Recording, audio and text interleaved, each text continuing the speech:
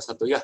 Selamat malam ya semua. Kita ketemu lagi di sekarang hari Kamis tanggal 17 Desember ya, kayak waktu menunjukkan jam 10:40 ya.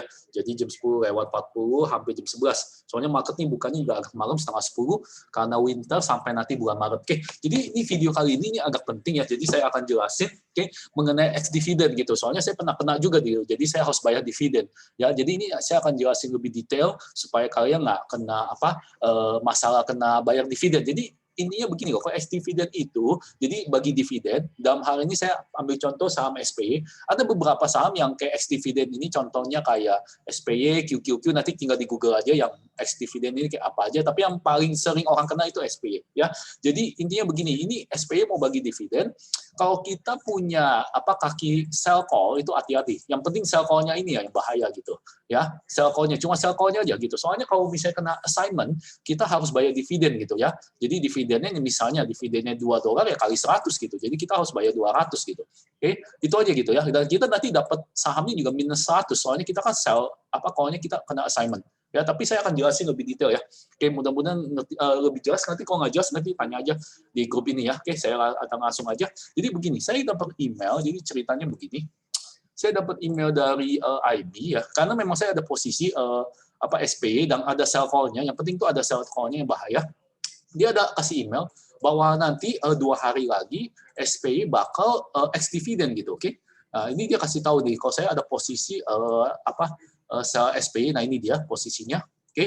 Nah, dan ini ex dividennya dia kalkulasi ini ex dividen, nah ini project dividen ya 1,58, jadi saya anggap 1,6 deh, ya $1,6 per lembar saham. Jadi kalau misalnya kamu kena, kamu harus bayar $160 per kontrak option gitu, oke? Nah itu hitungannya ya. Nah tapi gimana? Nggak usah terlalu takut gitu. Soalnya ini listnya saya udah kasih di grup ya. Nanti tinggal dibaca. Saya akan jelasin gimana supaya kamu nggak kena ex dividen gitu. Oke? Ini dibaca aja lebih jelas. Oke? Yang penting ini nih, keterangannya ini.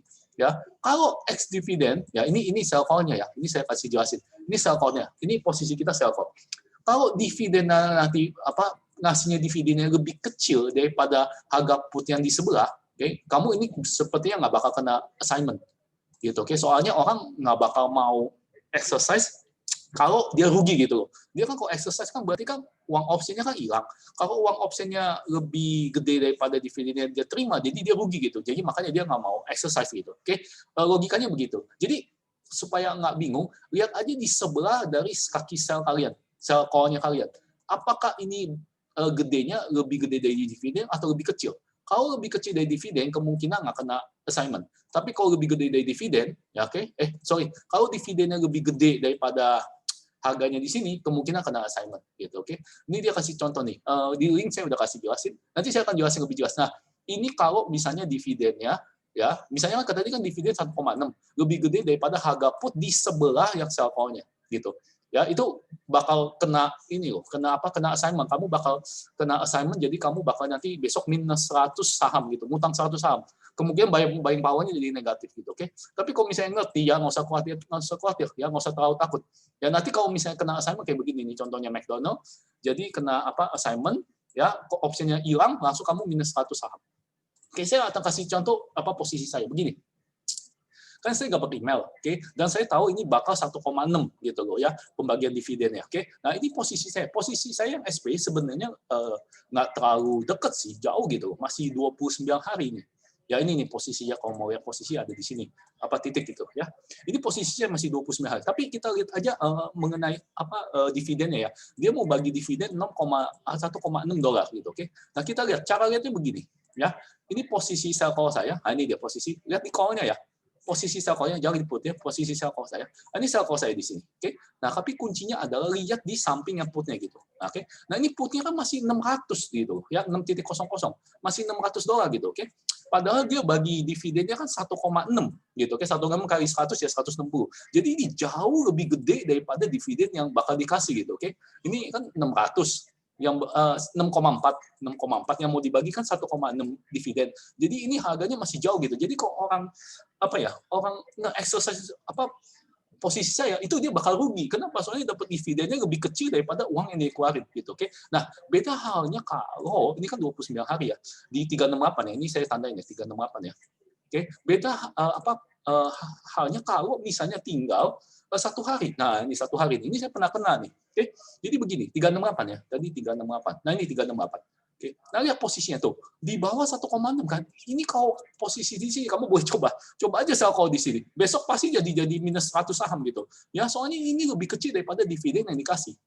Ya, kayak gitu loh. Ini kan dividennya 1,6. Ini kan 0,8. Lebih kecil dari dividen yang dikasih. Ini kamu pasti kena assignment kalau ada sell call di sini.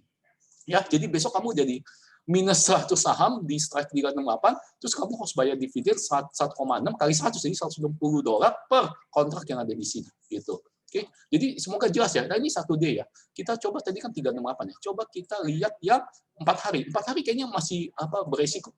368 ya. Oke. Nah, ini masih 1,3. Ini masih beresiko. Soalnya ingat ya, dividennya tadi kan 1,6. Kalau misalnya dividen lebih gede daripada harga ya yang melintas ini, yang sell call ini, yang di bagian put ya, lebih gede daripada itu, bakal ini kena assignment juga di sini. Oke. Nah, kalau misalnya udah lebih dari ini 6 hari ya. Kita ambil contoh 6 hari. 368. Oke, nah ini ya, meskipun mungkin bisa kena, tapi dia masih lebih tinggi. Udah lebih tinggi dari dividen yang dikasih ya. Ini mulai udah sedikit aman gitu, oke. Makanya kalau rumusan saya ya, kalau misalnya nggak mau kena assignment, rumusan saya adalah di atas 7 hari. Ya ingat ya, rumusan saya begini. Pokoknya sell call-nya itu di atas 7 hari. Ya, biasanya kenapa orang nggak mau exercise soalnya harganya tuh masih lebih tinggi daripada dividen ya. Oke, di atas tujuan dan jangan terlalu ITM gitu ya. Soalnya kalau terlalu ITM ya, saya kasih contoh ya. Kalau terlalu ITM, oke, orang juga bakal bisa nge-exercise lebih nih. Makin ITM kan makin kecil ininya. Nah, kalau misalnya kamu punya sell call di sini, ini kemungkinan bisa kena kena assignment nih, kena minus 100 nih. Soalnya ininya lebih kecil daripada dividen yang diterima. Gitu, oke? Ya, mudah-mudahan ini jelas ya. Pokoknya rumusnya ingat aja supaya nggak khawatir. Tapi ya lebih pasti begitu sih. Ya, lebih pasti dicek harga kontrak kamu. Ya, sebelahnya apakah masih lebih gede atau lebih kecil dari dividen? Kalau misalnya lebih gede dari dividen nggak usah khawatir. Ya, kemungkinan sih hampir nggak mungkin bakal di assign gitu. Kalau assign nanti dia yang orang yang assign itu malah orang yang exercise itu malah rugi gitu. Ya, jadi ini kayaknya nggak mungkin kena. Ya, yang kemungkinan kena adalah yang 7 hari ke bawah nih.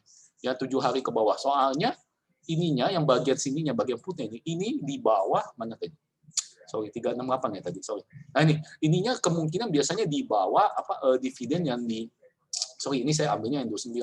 Yang ini, yang 1, 4, nah tinggal 4 hari ini bahaya nih. Soalnya ada harga ini misalnya sell call-nya di sini, ya harga di samping putnya ini lebih kecil dari dividen yang diterima. Oke, jadi untuk kali ini dividen yang bakal diberikan adalah tanggal 18 Desember. Ya, jadi besok tanggal 18 Desember ya SPY besarnya ada sekitar $1,6 per lembar saham gitu. Oke, jadi gitu aja ya. Ini penjelasannya udah jelas banget di sini ya, di sini udah jelas banget. Oke, mudah-mudahan saya ngejelasin lebih jelas banget gitu ya. Yang penting ingat aja rumusnya gitu. Jangan di bawah 7 hari sell call-nya dan jangan terlalu time. Oke, gitu aja ya. Jadi kalau misalnya ada bingung, bilangnya aja gitu. Oke, mudah-mudahan bisa lewat dari resiko kamu harus bayar dividen. Oke, gitu aja ya. Happy trading semua.